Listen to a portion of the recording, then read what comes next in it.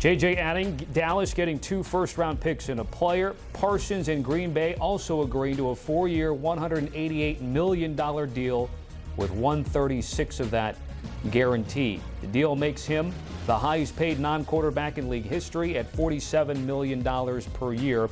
If you take a look at this list, there's been a lot of change, especially the edge rusher defensive player department. Max Crosby, Myles Garrett, Jamar Chase, TJ Watt, and now one Micah Parsons with that Green Bay logo next to his name. I'm Tommy Tran with Jonathan Jones and Pete Prisco. So, JJ, I laid out some of the details that you were able to report here. What more can you tell us about Micah Parsons to Green Bay? Major bag alert. Micah Parsons and the Green Bay Packers. Look, these sorts of deals don't happen all the time. If you go back to 2018, when Khalil Mack was traded, and he went for 2 ones, there was a little bit of change, a second and a third, a fifth and a sixth, and he got the highest contract given to a non-quarterback in NFL history at the time. It was about $24 million per year. Now Micah Parsons almost doubles that, and he blows out of the water the previous highest paid non-quarterback in NFL history, right? You know, Myles Garrett did it earlier this year at $40 million. And then Jamar Chase, topped him just barely, but just enough to where he got the headline, right? We went up on CBS Sports HQ about it. And then TJ Watt and the Pittsburgh Steelers, he got to have that title for a little bit, but we told you he wouldn't have it for long. Micah Parsons and the Dallas Cowboys could not come to terms on an agreement. It got ugly, it got nasty, it got disrespectful for both sides, real or perceived. And so for the last few days, both sides have sort of been working very quietly about how Micah Parsons could get out of Dallas, because he was dug in and Jerry Jones was dug in. And these two sides were not going to be able to come to an agreement, even if it was going to be, I think, $45 million per year, which was sort of the basement, is what I had been told and what I had been reporting. And so the Green Bay Packers come in and send 2 ones, which matches the Khalil Mack deal. They add in another player, which reportedly right now is Kenny Clark. We're still working to confirm that, but should be able to confirm it soon. And they pay him $47 million per year. This is about as big a deal as you're going to see in the NFL. And the Green Bay Packers, 2 legendary franchises, the Packers and the Dallas Cowboys in the NFC, they get this done. Pete, let me bring you to the conversation. What do we think?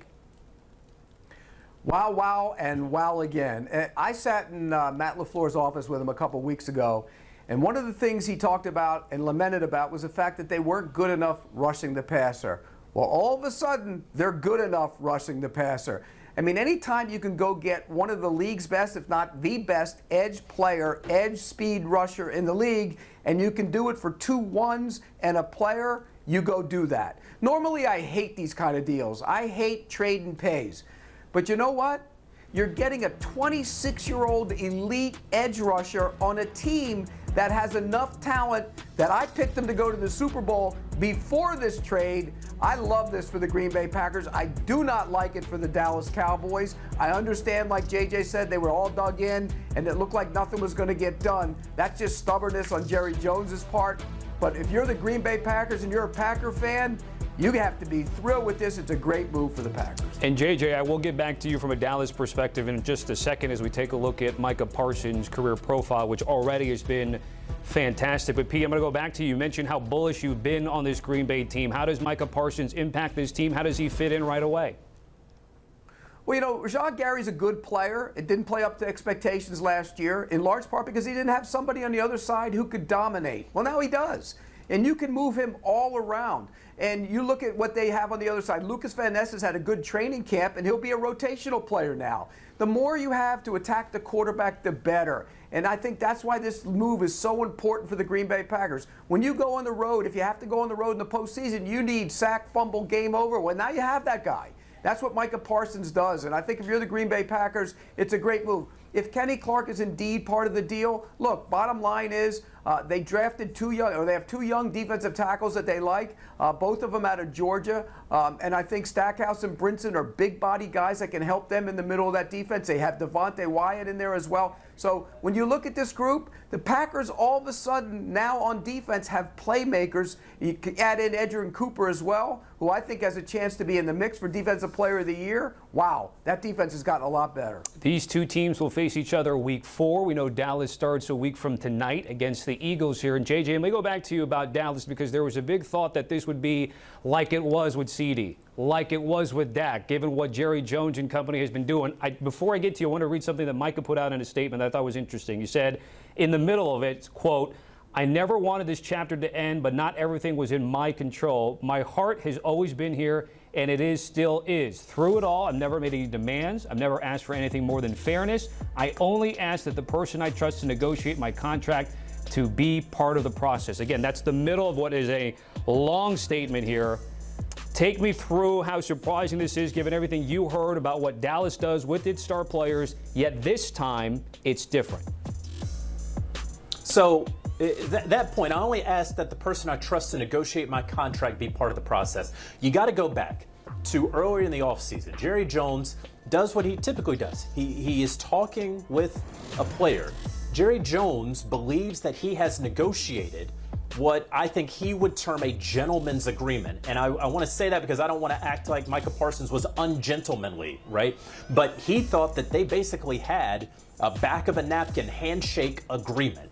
And then, so he's like, okay, well, we got a deal. Micah Parsons says, well, hold on. I don't negotiate my deals. I pay a percentage to one of the best, if not the best agent in the game, David Mulligetta, to negotiate my contracts. And so that's when he got his agent involved. And Jerry Jones then took umbrage with that, thinking that, no, we had a deal, now you're going back on your word. I was not a part of those conversations. Both sides very much believe in what they believe. And so that's part of the reason that Micah Parsons is now in Green Bay and not Dallas, because what he believes happened, what Jerry Jones believes happened, wherever the truth is, that's what they understand the truth to be. So then you can't really get an agreement, because no matter what Jerry Jones is going to hang on to, we had that deal, and that deal was good then. That deal would still be good today, according to Jerry Jones. But the market has shifted, and it has shifted in a major, major way. And not only that, but again, the disrespect that Micah Parsons had felt doesn't go away. You can't erase that. So when he issues that trade request, Dak Prescott didn't do that during his contract negotiations. CeeDee Lamb didn't do that. This was always different. And I don't know if you want to call it stubbornness on one or both sides, if you want to call it whatever you want to say. This started to become a reality that Micah Parsons would no longer be with the Dallas Cowboys over the last probably 48 hours.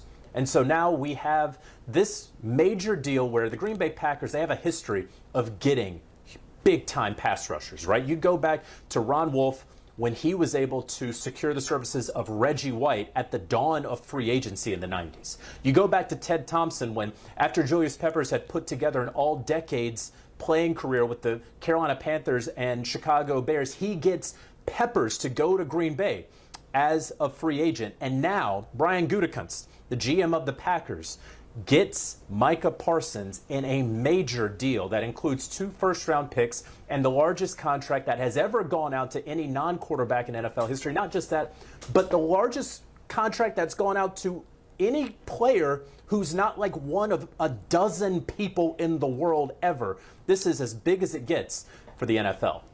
Guys, I'm with Amanda Guerra. She does have a question here with this big news with Micah Parsons leaving Dallas. Yeah, I specifically want to ask because JJ and Pete, I mean, they're so vocal. And guys, I got to know about the fallout for Jerry Jones and all of this. I mean, immediately people were thinking, okay, Dallas has now lost Luka Doncic and Micah Parsons in the same year. We already saw people showing up, at Cowboys practice with a sign, now the fan was escorted out, that said fire the GM. We saw that fallout when it came to the Mavs. I mean, and they're telling us right now on our Slack channel for people watching this live on YouTube that Jerry Jones slander is dominating the chat right now. Pete, I'll start with you. I mean, from the fan perspective, specifically, what is going to be the fallout for Jerry Jones with all of this?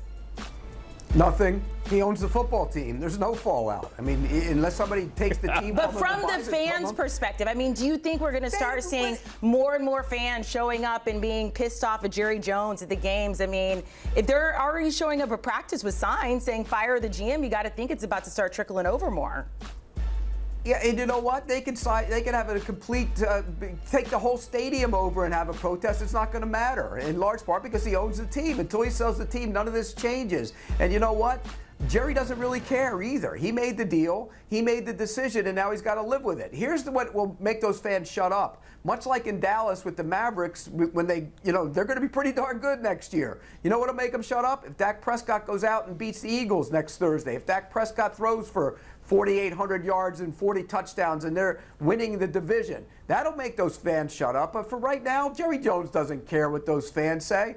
The only thing that matters to Jerry Jones is trying to win, and this is not a decision, by the way, that I think is actually moving in that direction, and making money. And he does a great job of making money, and now he's got to do a better job of getting this team to win. When they're just and a I would documentary. say, Go ahead, JJ. Go ahead, JJ. Right. Well, and I would also say, and I completely, almost 100% agree with what Pete just said.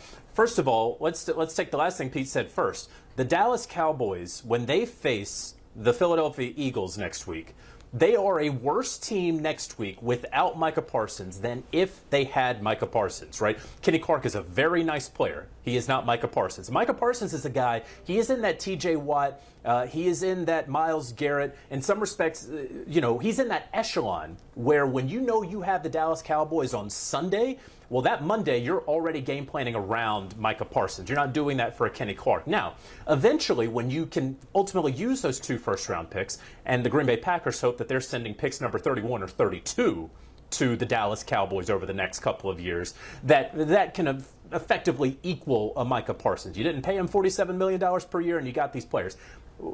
That's going to take some time. I will also say that Jerry Jones has a team that just came out with a valuation. I think Forbes had it around $13 billion.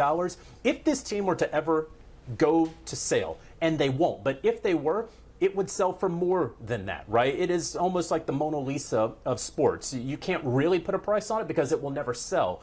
And so I don't think that the fan fallout is going to matter. And I think Pete really hit the nail on the head, that ultimately, if Dak Prescott has another MVP-like season, like he had a couple of years ago when he was in the top 3 of MVP voting, if the Dallas Cowboys can finally break through and make it back to the NFC Conference title game for the first time in a quarter century, then folks will say, wow, that was a crazy summer with Micah. Oh, wonder what could have been. But it's okay. We're back there. But they just are not as good, and I don't think their odds will be as good of getting back there without Micah Parsons. Yeah, JJ, I didn't mean to get you in there, but to cover you there, I just was saying there was a documentary about the good old days, and maybe they'll have a new one given all the Micah Parsons drama that we've seen.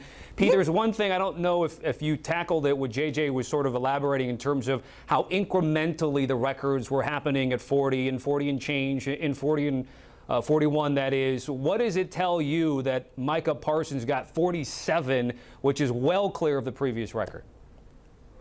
Well, it tells you that he's an elite pass rusher in the prime of his career. You look at some of them other pass rushers, those guys are 30, 31. They're not 26. 26 is the target age. I remember that being told to me a long time ago covering this league. Whenever you want to go get a player, get a free agent, look at age 26. That's when he's at his prime. The other guys, they're past their prime, and they still got good deals, but that's why he got the big deal. By the way, the Green Bay Packers were the youngest team in the league last year, the youngest team in the league.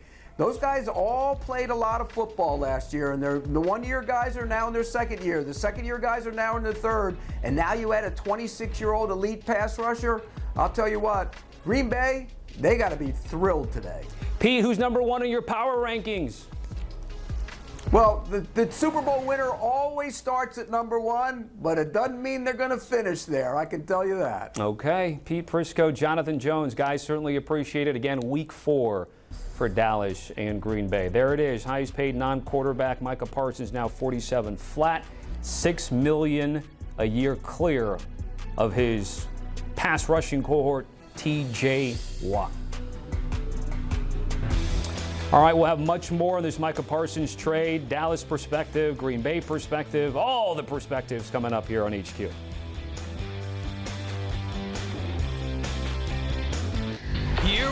go. The 2025 CBS Sports NFL schedule is here. 18 glorious Sundays. He's got his receiver touchdown. Filled with rematches. Oh, the play of the year. And rivalries. Touchdown, Bengals. Plus, plenty of superstar showdowns. And an epic matchup between the Chiefs and Cowboys on Thanksgiving. Clear your Sundays beginning September 7th for the NFL on CBS and Paramount Plus. Tonight's the night.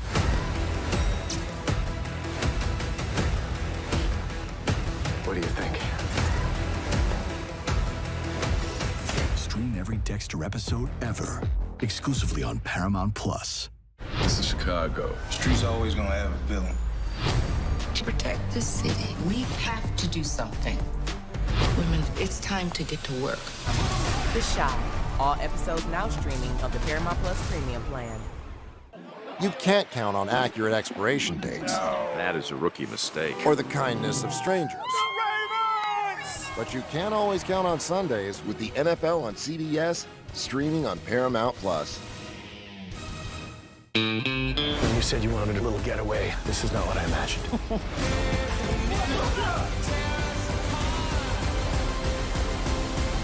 We like to make up our own rules. NCIS Tony and Ziva, streaming September 4th on Paramount Plus. We've read your diary, including the last entry. Was your throat cut? Yeah. Oh my God.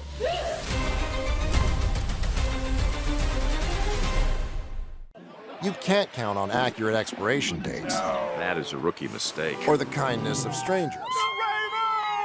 But you can always count on Sundays with the NFL on CBS, streaming on Paramount Plus.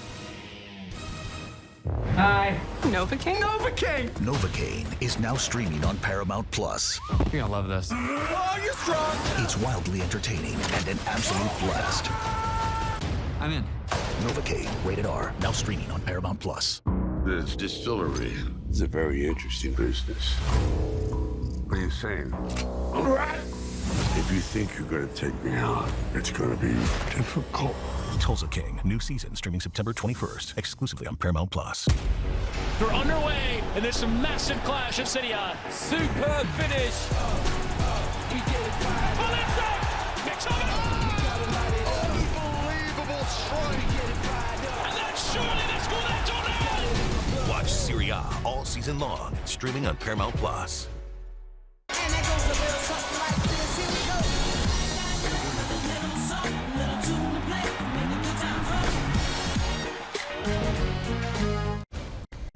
Welcome back into CBS Sports HQ. Some of the biggest NFL news, breaking news we have had in quite some time. The Dallas Cowboys trading Micah Parsons to the Packers. And I got to tell you, the NFL world is now going collectively insane. Our Jonathan Jones has been able to confirm all of it. Okay, so there is, the poll right now that we have on social media. Early returns, if you will. Dallas is getting 2 first-round picks and a player. Parsons and the Packers agreed to a 4-year, $188 million deal, 136 of that guaranteed. His AAV is $47 million, meaning he is the highest non-paid quarterback in NFL history. And yes, people online saying 85% of them that the Packers won the trade, 40% that the Cowboys won it. I got some questions about those people with the voting with the Cowboys. Let's welcome in 2-time Super Bowl champ here, Logan Ryan. Logan, you were telling me just a couple of hours ago you were on air saying that a trade would not happen. Why did you not think it was going to happen, and your reaction now that it has? It's crazy. It doesn't make a lot of sense for the Cowboys to win, obviously, this year. This had to come down to some business tactics with Jerry and Micah that we've heard about but weren't in the room for that. It just, no deal was going to happen. I'm going to tell you how the NFL players are reacting to it. This is nuts. We don't see this in our sport that often. Every few and far between. In my decade plus in the league, I didn't see a blockbuster trade like this too much. And I got at least 10 text messages in the last 10 minutes from players in the league that are all just emojis crazy, like shocked. One of them being the Green Bay Packers. Obviously, everyone feels like Green Bay won the trade. Micah Parsons, a top player at a very important position to win Super Bowls, pass rusher, at a prime age of 26, clearly the highest paid non-quarterback. Nobody's surprised by that. Everyone in the league thought he deserved this type of contract. but this just screams the Luka Doncic trade to me. It is so similar to how we felt when Luka got traded to the Lakers.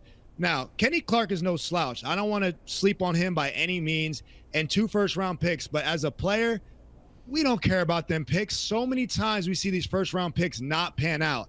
A la one of my teammates, A.J. Brown. He got traded on draft night for the first-round pick for the Titans. Clearly, that trade did not work out for the Titans. You see what it did for the Eagles. It is so hard to hit on first-round picks. It's so hard to find generational players. It's so hard for those generational players to stay healthy and to produce like Micah Parsons has. And when you have that in your franchise, you lock that up long term. So obviously that didn't happen. Here's the kicker, Amanda. The Dallas Cowboys traded Micah Parsons to the Packers, an NFC team, a team that whooped you in the playoffs of last time you were in there. So now you made an NFC team get that much more powerful. You are also in a very tough division of the NFC East, and you got a lot weaker this year. So I don't know what this is telling Dallas Cowboys players, Dallas Cowboys fans, what the expectations are for this season, because this takes a huge shot to the Cowboys, and this boosts the Packers up a ton. A young roster like they have, you give them Micah Parsons in his prime with a lot of new money. I mean, they got to look like contenders in the NFC now. It is completely shocking on all fronts. And look, a lot of people said if he was going to get traded, it was likely going to be to an AFC team, not an NFC team. And here we sit today. And you mentioned the Luka Doncic trade, and so many NBA players spoke out after that saying, look, it doesn't matter how great you are. If you are that generational player, if you're the face of your franchise, nobody's safe. Now, granted, Luka didn't know that was coming. Micah, dug his heels in and wanted the money and said, I deserve to be traded. But does it rattle players? I mean, watching something like this happen to somebody as talented as Micah Parsons? Absolutely. It's a message. It's a message to the Cowboys. It's a message to players in the league that all you guys are expendable. And if you don't act right, you can get moved. I do not care as an owner if it's about money. It's about what Jerry Jones wants to do over there. And if you are not acting right, you can get moved. Nobody you would think was safer than Micah Parsons. Absolutely. Young, prime, talent, balled out. I mean, an easy contract to get done, you would think. And then you get moved because he doesn't like how you handled the negotiation tactics. So this is clearly a shot to all players in the league right now. I think I'm getting that type of response to what the NBA buzz when Luka got traded. This is just shocking. We don't see this in our sport that often. This isn't basketball. Our star players don't move around every summer in free agency. We don't get to pick our spots like, hey, trade me to here no matter what. So this is shocking to see this move happen. When you look at social media right now, I'm looking at my phone, and it's not Micah Parsons is the number one trending thing. It's the Cowboys, and then it's Jerry Jones. And it has been so much. And we have a Slack channel up, and there's just Jerry Jones slander everywhere on social media right now for people watching this on YouTube. I mean, from everybody in the NFC East, as a Giants fan or as an Eagles fan saying, thank you so much, Jerry Jones. And we were asking Pete and JJ, what do you think the fallout's going to be for Jerry Jones? And they said nothing. He owns the team. It doesn't really matter what the fans think. But let me ask you this a different way. Do the fans have a reason to be so absolutely livid with Jerry Jones right now? Yeah, they do. They've been had a reason. How they've handled all these contracts, getting backed up, prevented them from paying Micah Parsons earlier to get this number lower. Like how they handled CeeDee Lamb, how they handled Dak with the franchise thing. Like he's handled his stars like this for years, but I always felt like, well, at least it gets done. Maybe it's for clicks, but at least this is going to get done. Of course, Micah Parsons is going to get done. Of course, he's not going to be traded. Jerry had all the leverage. He could have sat there and made Micah force a holdout, and the player doesn't have the leverage in the NFL to hold out. But you move Micah Parsons to a young contender. That almost seems like malpractice. Like, look, he owns the team. Dallas Cowboys fans are deep. They still might show up to the games, but there are going to be some signs up.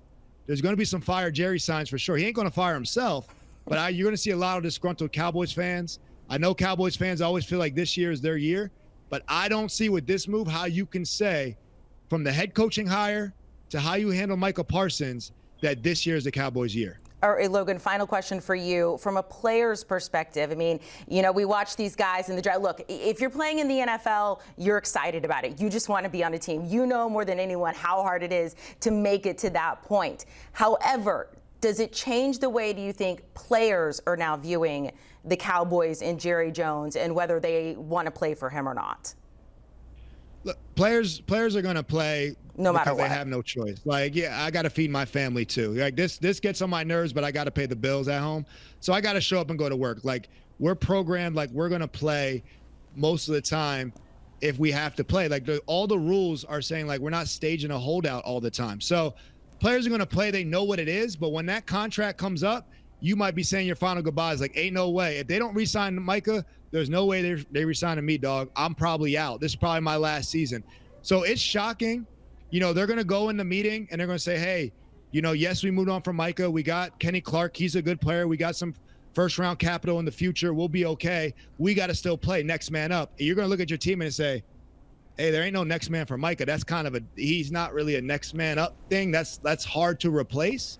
So I get the coach speak, but you're going to kind of look and chuckle like, yeah, Micah Parsons isn't replaceable. We probably got to change our scheme. We probably got to change our defense. We probably got to blitz a little more because we can't generate that pass rush. He's one of them ones, as we would call it.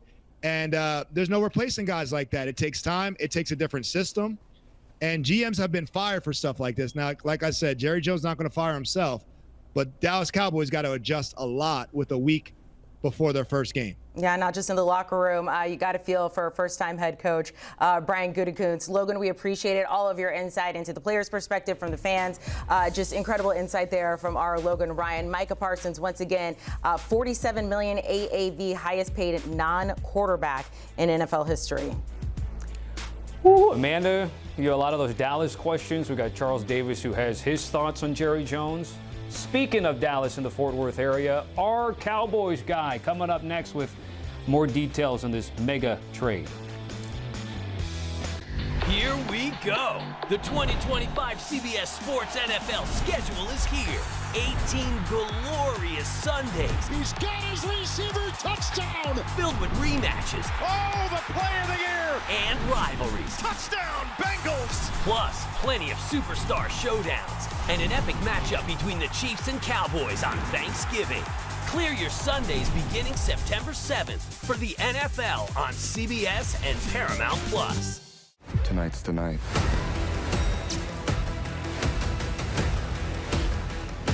What do you think? Stream every Dexter episode ever, exclusively on Paramount Plus. This is Chicago. Street's always gonna have a villain. To protect the city, we have to do something. Women, it's time to get to work. The Shy. All episodes now streaming of the Paramount Plus Premium plan. You can't count on accurate expiration dates. No. That is a rookie mistake. Or the kindness of strangers. But you can always count on Sundays with the NFL on CBS, streaming on Paramount Plus. When you said you wanted a little getaway, this is not what I imagined.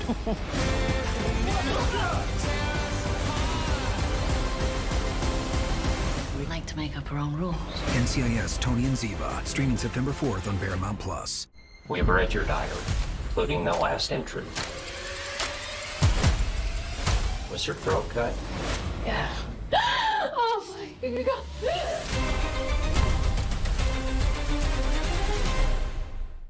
You can't count on accurate expiration dates. No. That is a rookie mistake. Or the kindness of strangers. But you can always count on Sundays with the NFL on CBS, streaming on Paramount Plus. Hi. Novocaine? Novocaine! Novocaine is now streaming on Paramount Plus. You're gonna love this. Oh, you're strong! It's wildly entertaining and an absolute blast. I'm in. Novocaine, rated R, now streaming on Paramount Plus. This distillery is a very interesting business. What are you saying? If you think you're gonna take me out, it's gonna be difficult. Tulsa King, new season streaming September 21st, exclusively on Paramount Plus. They're underway, and there's a massive clash at City High. Superb finish. Pull inside. Picks up it. Unbelievable strike. And that's surely the score. Serie A all season long, streaming on Paramount Plus.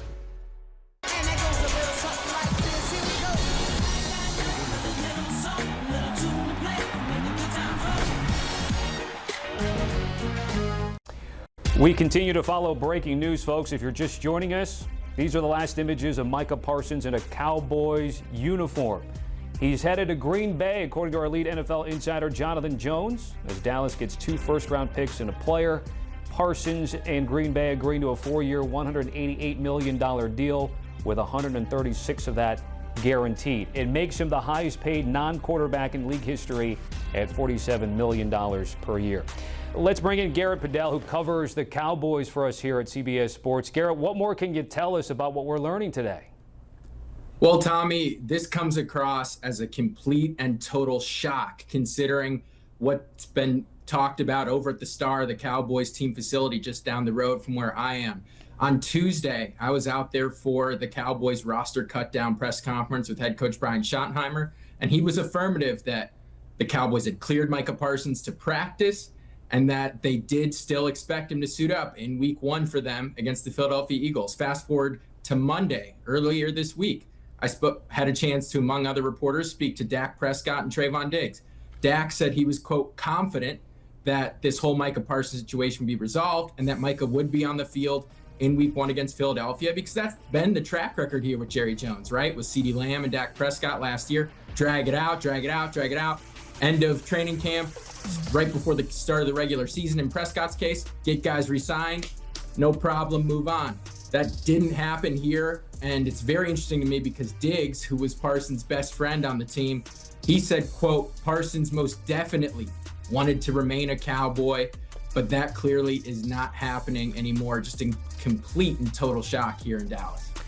So I know you've been giving us some great insight over the last few days. If we just go back about a month or so, we're talking about Oxnard, California, which you were at and spent some time there, and it really got heightened when he made that trade request with comments, Garrett. So take me through with that, and then how would you characterize that time frame of the last 30 days or so?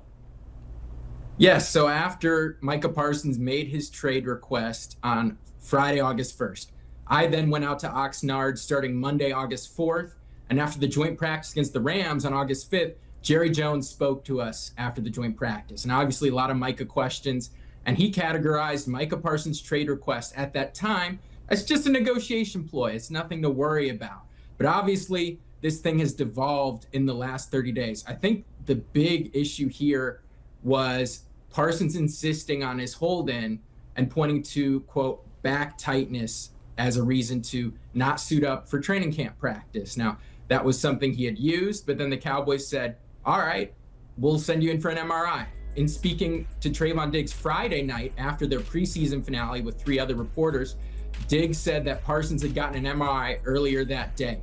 And then on Tuesday, Schottenheimer said, yes, we view Parsons as medically cleared to play because his back came back clean in the MRI. So essentially the Cowboys called Parsons bluff and said, if you're going to hold in, medically, we don't see an excuse for you to do that anymore. And so yesterday, he was at Dallas-Fort Worth International Airport, reportedly flying out to get a second opinion on his back. And I think just seeing how much the two sides were fighting back against each other, Jerry Jones clearly had enough and decided, I'm going to put my foot down and show that I am in control here in Dallas, not my players. He's caved the last 2 off seasons to re-sign Lamb and Prescott. Here he didn't decide to with Parsons, even though you could certainly make a case that he should have. Garrett, I'll get you out of here on this. You're going to be at practice tomorrow. What are you anticipating? I am anticipating a lot of players having very grim reactions to this deal. I mean, Micah Parsons, outside of Dak Prescott, might have been probably the most, best locker room leader that they have there in terms of just bringing guys to him. He's kind of a magnetic personality, I guess you would say, in Parsons. So intense, just so passionate. So the loss of Parsons, who really this whole defense was kind of built around his unique ability to move around the formation and get after the quarterback from a lot of different angles. I mean, schematically, there's going to be major adjustments. And then also just, from a morale perspective, I think it's going to be a very downtrodden locker room when I speak to the guys tomorrow after practice, Friday afternoon. Garrett, certainly appreciate the time. Make sure you make some time tomorrow. We're going to do a few more HQ hits, I can tell you that. Garrett Padell joining us here. Appreciate you. There again, the trade details. I mentioned the player. That's Kenny Clark going the other way to Dallas. 2 first-round picks, and Micah Parsons goes to Green Bay, the highest paid non-quarterback in the NFL. So exactly how did this go down in the front office? Look, we're not going to know all the details. However, Rand Carthen, former GM, he's going to join us next along with Charles Davis, try to give us some insight into what has happened with the Cowboys. Here we go. The 2025 CBS Sports NFL schedule is here. 18 glorious Sundays. He's got his receiver touchdown. Filled with rematches. Oh, the play of the year. And rivalries. Touchdown, Bengals. Plus, plenty of superstar showdowns. And an epic matchup between the Chiefs and Cowboys on Thanksgiving. Clear your Sundays beginning September 7th for the NFL on CBS and Paramount Plus. Tonight's the night.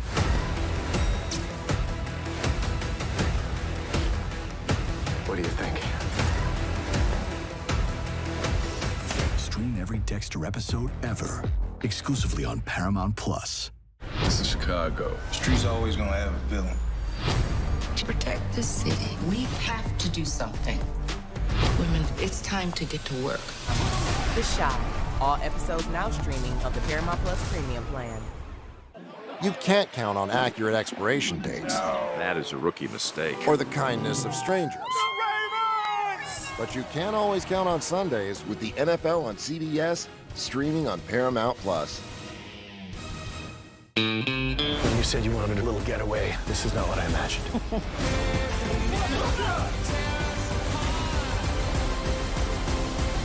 We like to make up our own rules. NCIS Tony and Ziva, streaming September 4th on Paramount Plus. We have read your diary, including the last entry.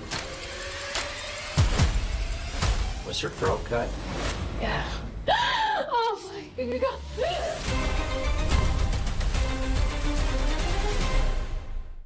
You can't count on accurate expiration dates. That is a rookie mistake. Or the kindness of strangers. But you can always count on Sundays with the NFL on CBS, streaming on Paramount Plus. Hi. Novocaine? Novocaine! Novocaine is now streaming on Paramount Plus. You're gonna love this. Oh, you're strong! It's wildly entertaining and an absolute blast. I'm in. Novocaine, rated R, now streaming on Paramount Plus. This distillery is a very interesting business. What are you saying? If you think you're gonna take me out, it's gonna be difficult. Tulsa King, new season streaming September 21st, exclusively on Paramount Plus. They're underway, and there's a massive clash at City On. Superb finish. Oh, that's it! Picks up unbelievable strike. And then surely that's good. That's on. Watch Serie A all season long, streaming on Paramount Plus.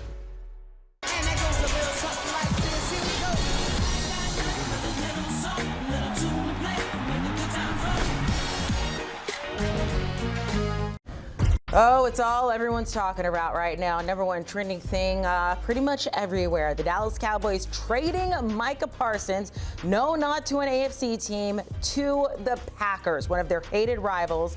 Our Jonathan Jones, our lead NFL insider, has been able to confirm this news. Dallas getting 2 first-round picks and a player. Micah Parsons, the man just wanted to get paid, and now he is. Parsons and the Packers agreed to a 4-year, $188 million deal, 136 of that guaranteed. He'll be making about $47 million per year, making him the highest paid non-quarterback in NFL history. Let's welcome one of our analysts with CBS, who is making calls for the NFL, who's been involved with both of these teams for quite some time now, Charles Davis. So many people were shocked that this trade actually happened. A lot of people said, look, I don't think it's going to go down. You know, Logan Ryan said he was on air 4 hours ago saying it was never going to happen. Here it is. Are you surprised that the trade actually happened? Yes, I'm going to agree with my colleague Logan, and in fact was talking with a Cowboys beat writer this afternoon and asked him, where do you think this is in terms of trade? I expressed my opinion that I thought that Micah Parsons would play on Thursday night against Philadelphia in a Dallas uniform. He thought 70% that he would play on Thursday night in a Dallas uniform. I think for the most part, most of us are caught a little off balance because great players, they may go through contract disputes, but teams that understand you have a great player, you find a way. Even on hold-ins, right? Hold-ins hold in all the way up to Saturday, and they play on Sunday. This is an unusual circumstance. And Amanda, I'm old enough to remember when they went through this with Emmitt Smith in the height of their glory days winning Super Bowls. He was a free agent. He ended up missing the first 2 games of the season.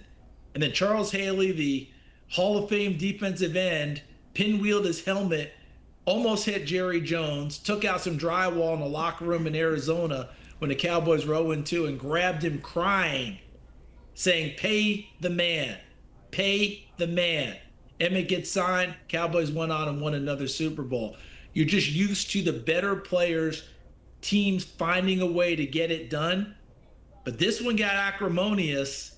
And when we start talking about the agent and other players who have been signed by the Cowboys side, Micah Parsons lying on a table in a preseason game in front of full view of everyone. Things changed, and obviously Green Bay's the beneficiary. You mentioned what happened with Emmitt Smith, and then it was other players that came to his defense and saying, pay him. And that's not, necessarily different than what was happening here. We saw so many players, CeeDee Lamb has been very vocal about it. He's even tweeted about it, since the trade happened, just how sad he is. Trayvon Diggs has, one of the broken heart emojis. CeeDee Lamb has a crying emoji. He put this on, never fails, dog. Just pay the man what you owe him. No need for the extracurricular. He mentioned that a couple weeks ago. For someone, Charles, look, when you call these games, you're meeting with these teams, you have a good idea of what's a good locker room and what is a tough locker room. What do you think the Cowboys locker room is going to be like, and how much of a struggle it's going to be for them to kind of get on their feet after everything that's happened? Yeah, I think they're going to be a little bit off balance, Amanda, and with a week to go before their season opener, and you're going into an environment with the defending champs raising the banner and all that other stuff that goes along with it. They'll be off balance for this reason, I believe. All the things that you just showed about pay the man, no need for extracurricular, they were coming to his defense early, but I don't believe that any of them really thought this day would come. I think that they were really much more in the camp of please pay the man, get him here in camp on the whole deal. I don't think they ever thought that they'd ever look up and go, what do you mean he's gotten traded? What the heck just happened here?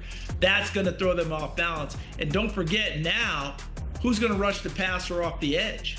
He's one of the preeminent pass rushers going. Remember, Tank Lawrence is in Seattle now. They drafted Donovan Ezeraku in the second round out of Boston College, but that's a lot to ask of a rookie to jump in and fill the role that Micah Parsons was giving them.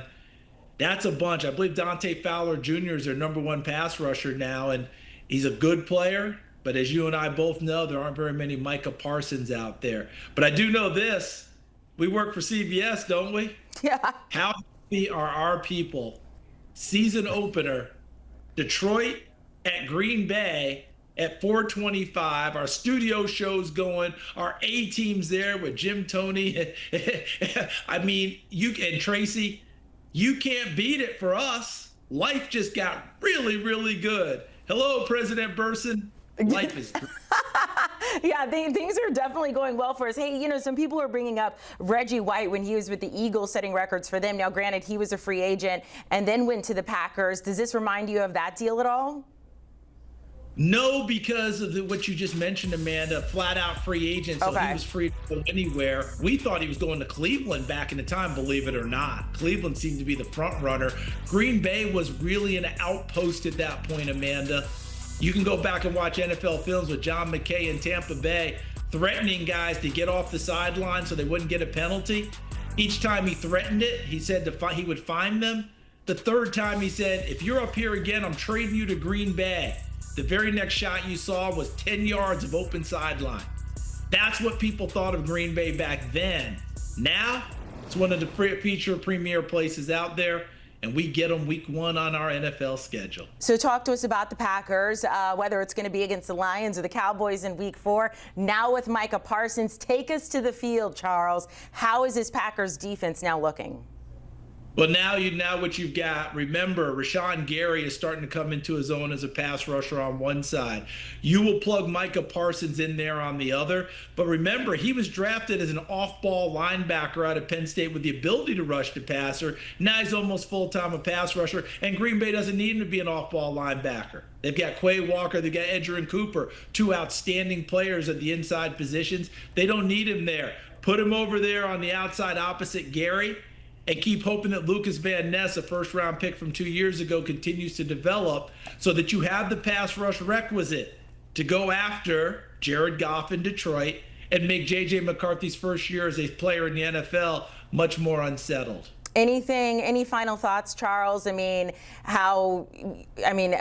we know, kind of what this means for the Cowboys and not so much good news there. Does it change your projection for the Packers for the rest of the season in any way? I think it strengthens it because, remember, there were 3 teams in the playoffs last year in Minnesota, Detroit, and Green Bay. And there was a lot of momentum that maybe Green Bay would pass up Minnesota and possibly Detroit this year. I think that strengthens that conviction. It'll be interesting to see how much he plays early for Green Bay because he sat out most of the preseason by holding in. Wasn't really on the field practicing. I think Green Bay's going to be smart and realize there's 17 games. Do we have to get 60 plays out of him week 1? Possibly not. The second part, Amanda, 2 first-round picks for him. That's unusual in today's NFL that even for a premier player, we're going that far. If this had happened in March, I would have bought it a lot easier because Dallas could have used that and parlayed that into their draft of the upcoming in 2025. Now they're waiting 2026. They'll use it, but they won't have that player for this season. So I was very surprised that 2 1s went for him at this stage of the season, this stage of time. But he's that type of a talent, so you totally get it. And last but not least, if you're giving up 2 1s, Amanda, what are you saying as an organization in Green Bay? You are going for it. That is absolutely true, Charles Davis. Man, we appreciate your opinion, your insight. You've been hard at work today. I know you're getting ready for week 1 yourself and your game. So thank you so much for joining us here on HQ. We'll talk to you soon. Oh, hey, look, there's my face. Yeah, okay, so let's take a breather. I thought we were going to talk about a poll. Yes, okay, so our show, the NFL Today Plus, we are going to be there. On the road? In Lambeau for week 1, and I will tell you, it was already an interesting show. It's going to be even more interesting. I was on a text with the guys earlier. None of them could believe it. I mean, it was just like Logan was saying, it was just all the There's time to get those Parsons jerseys ready. I wonder how many under like 30 and a half, maybe higher. I'm sure maybe we'll get Antonio Pearson one. I doubt that though, considering what he's done against the Packers. Okay, so are the Cowboys cooked? 86% of people saying yes, 13% saying no. Tommy Tran, where do you stand right now? I'm with the yes camp. And I only think it's going to go like 90-10, if even the single digits. But Cowboys already put it out there, and they said, "Welcome to Dallas, Kenny Clark, 3-time Pro Bowler." And then here are some social media quotes here about Jerry Jones. To your point, Amanda, Jerry Jones. You know who's excited? Other people in the NFC. A lot of Eagles fans, Giants fans thanking him, not just Green Bay fans, for what he's been able to do. And been a tough half year for Dallas sports fans, I would say. Don't you think? Oh, it's rough. It's rough. You know what, though? The Luka trade. Cooper. The way that it's turned out, maybe for Cowboys fans, those 2 1s could turn into something magical. You never know. Never know. Here we go. The 2025 CBS Sports NFL schedule is here. 18 glorious Sundays. He's got his receiver touchdown. Filled with rematches. Oh, the play of the year. And rivalries. Touchdown, Bengals. Plus, plenty of superstar showdowns. And an epic matchup between the Chiefs and Cowboys on Thanksgiving. Clear your Sundays beginning September 7th for the NFL on CBS and Paramount Plus. Tonight's the night.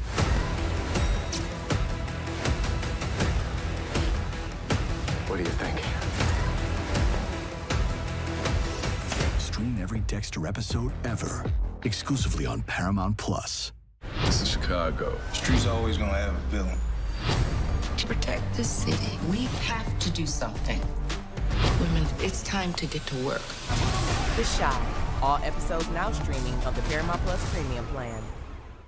You can't count on accurate expiration dates. That is a rookie mistake. Or the kindness of strangers. But you can always count on Sundays with the NFL on CBS, streaming on Paramount Plus. When you said you wanted a little getaway, this is not what I imagined.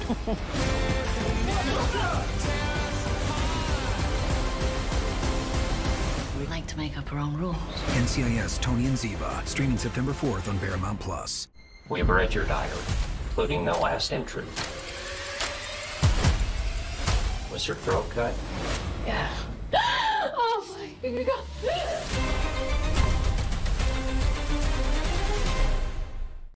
You can't count on accurate expiration dates. That is a rookie mistake. Or the kindness of strangers. But you can always count on Sundays with the NFL on CBS, streaming on Paramount Plus.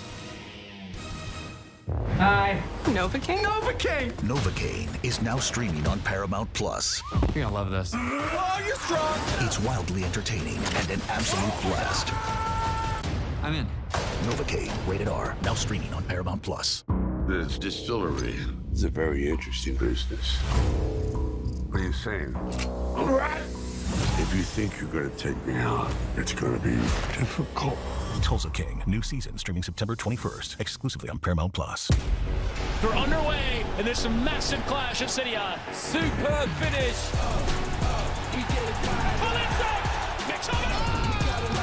Unbelievable strike. And then surely they score that tornado. Watch Serie A all season long, streaming on Paramount Plus.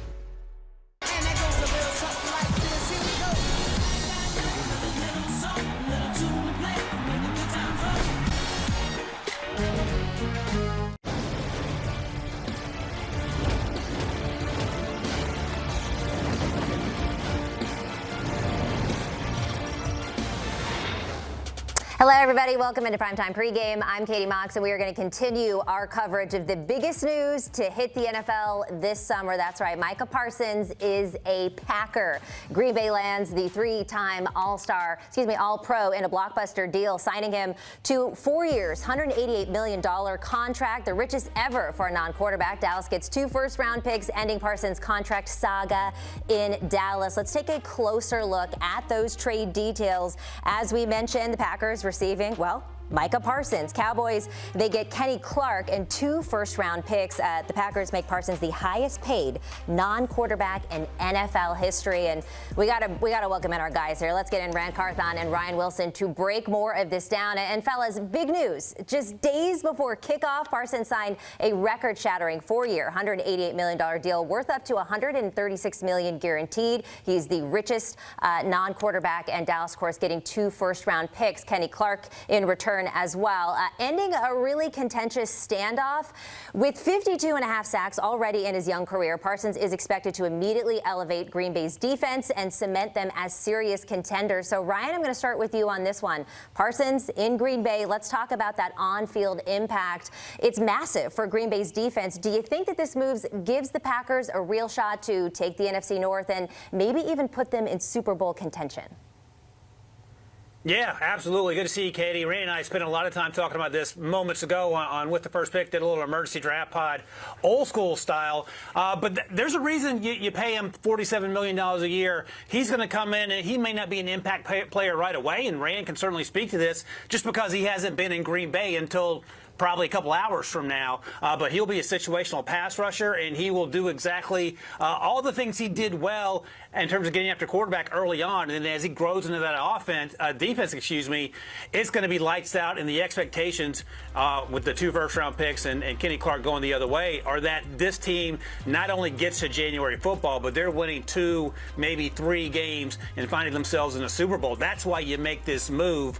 The other thing, again, the $47 million, that's $6 million more per year than what the Steelers paid TJ Watt, last month. That made him the highest paid non-quarterback. So this feels like a Micah Parsons type deal with a few extra million per year thrown on top to make sure their 25-year-old edge rusher is completely happy. I love the move for the Green Bay. Excuse me, don't love it for Dallas. And I think this team, the expectations are now extremely high, and I think they're going to do a good job of meeting those expectations. Well, for me, I say first things first. Congrats to Micah. You secured the bag, and now you have your future, your family's future secure. So congrats on that. But there's no happier person in the world right now, at least in the National Football League, than defensive coordinator Jeff Hafley. You go out and you get him yet another pass rusher, a guy that we know is a force in this league and a person that you have to game plan around.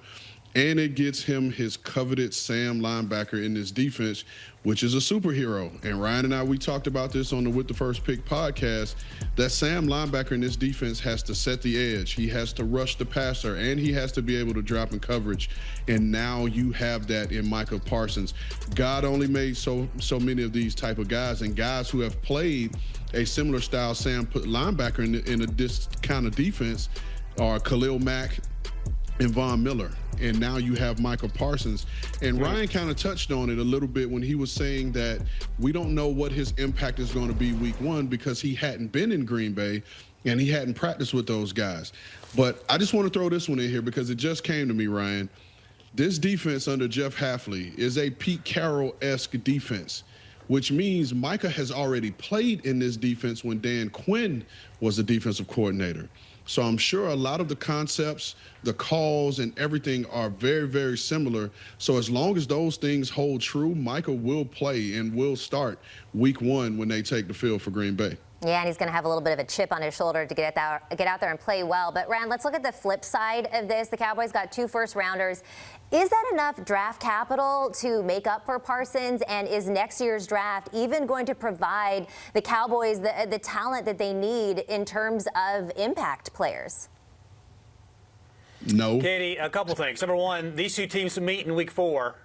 Yeah, no is the answer. These two teams meet in week 4 on Sunday Night Football. That's going to be lights out crazy. Number two, when we finished the podcast a moment ago, I did a little yoga to calm myself and to calm the nerves of Cowboys fans, because I don't know a Cowboys fan who is not beside themselves at not only losing Micah Parsons as a 25-year-old, but the compensation coming the other way. Kenny Clark is a fantastic football player, former first-round pick, but he is north of 30, and he plays interior defensive line, and Rand and I talked about it. His career high in sacks is 7.5, and that's not his game anyway. So you get 2 first-round picks, and Rand and I have a mock draft coming out next week on the podcast, and spoiler alert, we did it yesterday, so joke's on us, but there are no combination of trading up or using those 2 first-round picks to get a player in addition to Kenny Clark that he's going to come close to equaling the value of Micah Parsons. You might get 40% of the way there on next year's draft class. And Rand talked about this. If you had gotten Abdul Carter in this draft class, okay, we can have sort of a conversation, but there's no Abdul Carter in this class as we sit here. Even with 2 first-round picks, the Dallas Cowboys are much worse off today than they were 2 hours ago. Well, Ryan, I'm glad you finished with that last little piece because I would have twisted those words up trying to get it out. But here's what I'll say about it, Katie. Yes, you have 2 first-round draft picks. But if the Green Bay Packers are expected to play how we think they're going to play, that pick is going to be in the 20s. And then we'll ultimately see where the Cowboys play. You know, with Ryan, we just went live on With the First Pick podcast. And a lot of people were in the comments saying that this is a 7-win team. Well, as a 7-win team, that's going to put you roughly around, we'll just say, play it safe and say the top 15. So now you're looking at the top 15 and a pick somewhere in the 20s potentially. And it's going to be really hard to replace a player of Micah Parsons' caliber with picks in that range. However, you do have the option to package those 2 picks and to go up. However, who are you going up for? Because like Ryan said, there is not a Micah Parsons-esque or an Abdul Carter-esque style rusher in the draft right now. Now, we know because the college football season kicks off this weekend, there's somebody who's going to come out of nowhere that we didn't account for, that we didn't talk about in our summer scouting series.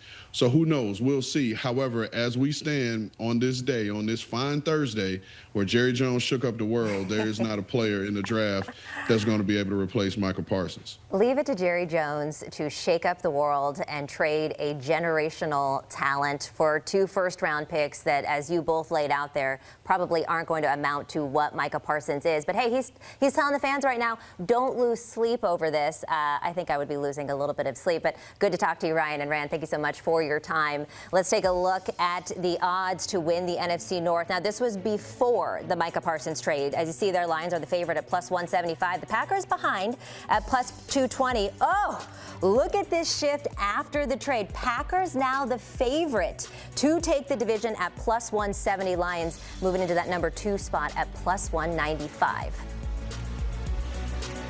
And with that, we're going to bring in our guy, Mike McClure, here to talk about this absolutely massive odd shift. But first, let's talk about the win total here. It's at 9.5.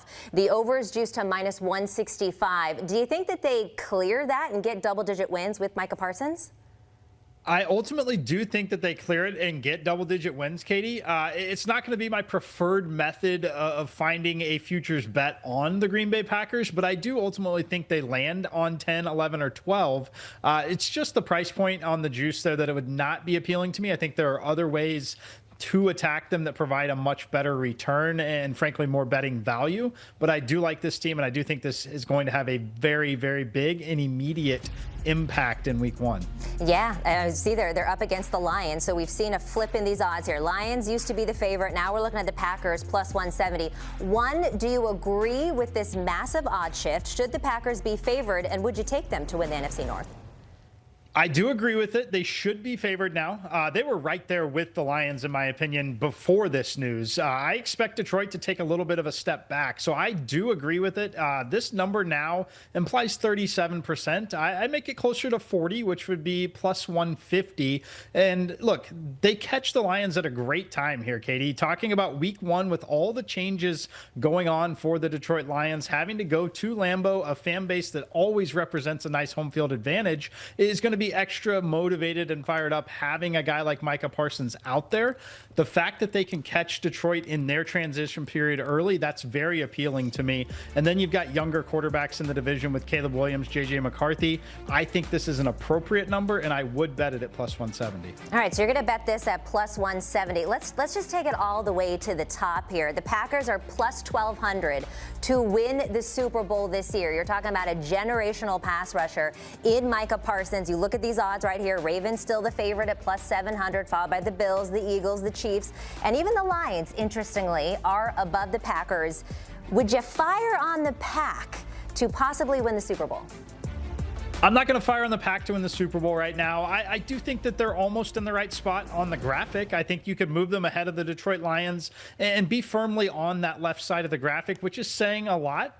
But when you talk about the 4 teams that we all know are 4 of the 5 best teams in the NFL, it's the Bills, the Ravens, the Chiefs, and the Eagles. Having to go through a team like the Eagles in the NFC, certainly a problem, but it's really that AFC that I worry about, whether it's Kansas City, Buffalo, or Baltimore.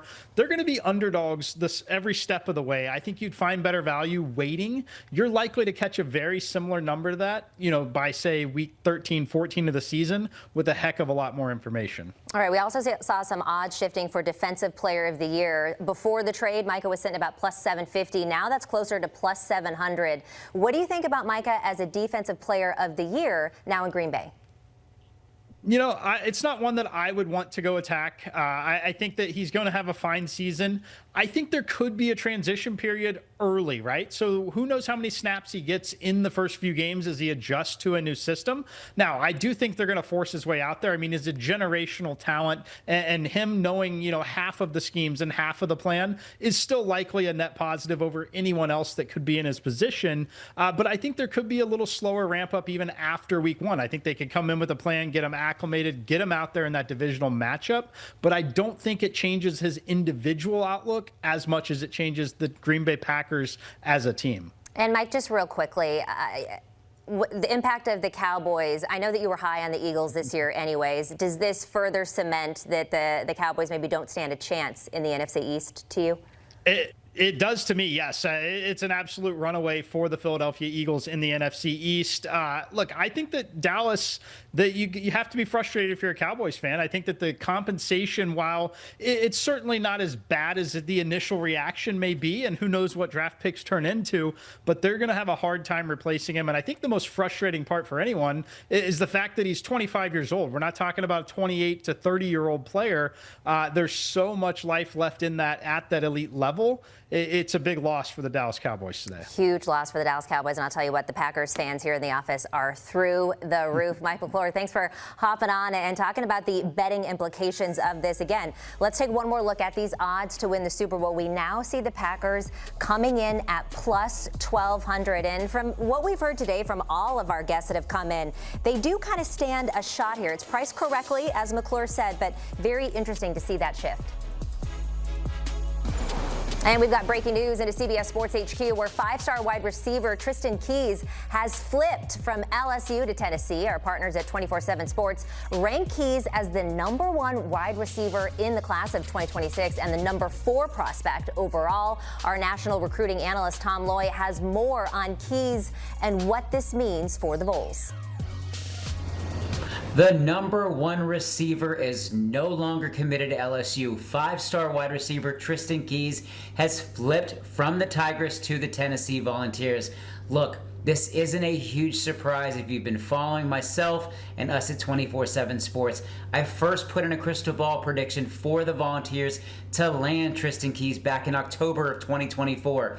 I fully expected Tennessee to get that one done, and in the end, that's exactly how it plays out. Look, this was a challenge. This was a difficult situation for Tristan Keys. He really, really likes LSU, and he gravitated toward that program. I talked about how set for life he felt with everybody and everything in Baton Rouge, but in the end, he truly feels at home in Knoxville with head coach Josh Heupel and the Tennessee Volunteers staff. Look, now we have the #1 wide receiver in the class of 2026 paired with the #1 overall player and #1 quarterback in Faison Brandon. Not to mention, he is now the third five-star in this class. When you pair these two with Big Squish Gabriel Osenda, one of the top offensive tackles in the entire country.